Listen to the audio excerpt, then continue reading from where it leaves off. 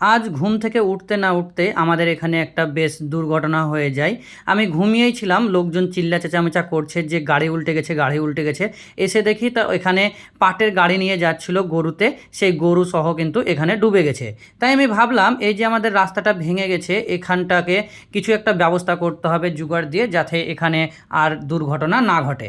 তাই আমি আমার ভাইপোকে নিয়ে বাসের ঝাড়ে চলে এলাম এবং সেখান থেকে একটা ছোটোখাটো বাঁশ কাটলাম, কেটে নিয়ে চলে এলাম এবং এখানে চিহ্ন হিসাবে পুঁতে দিলাম, যাতে এখানে আর কোনো দুর্ঘটনা না হয় এবং এখানে যেন বিশেষ করে গরুর গাড়ি যাতে উল্টে না যায়।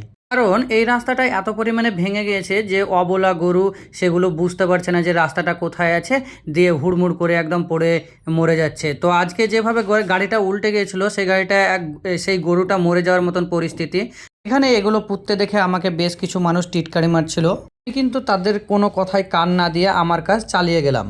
কারণ আমি জানি কোনো মানুষ যখন ভালো কাজ করে তখন তাকে অনেক মানুষ অনেক কথাই বলে, এবং উপরবেলা আমাকে যে ভালো বুদ্ধি দিয়েছে সেটা যেন আমি মানুষের ভালো কাজের জন্য লাগাতে পারি এবং মানুষের উপকারে লাগাতে পারি। তাই আমি কারো কথা কর্ণপাত করি না। এই দেখছেন, এটা আমাদের রাস্তা, যেটার পরিস্থিতি খুবই খারাপ, এবং আমি এই যে ধারে বাসগুলো পুঁতে দিয়েছি যাতে এই দিকে গাড়িগুলো না যায় এবং ওরা যেন সঠিক রাস্তাটা বুঝতে পারে। আমি কাজটা ভালো করেছি না খারাপ করেছি কমেন্ট করে অবশ্যই জানাবেন।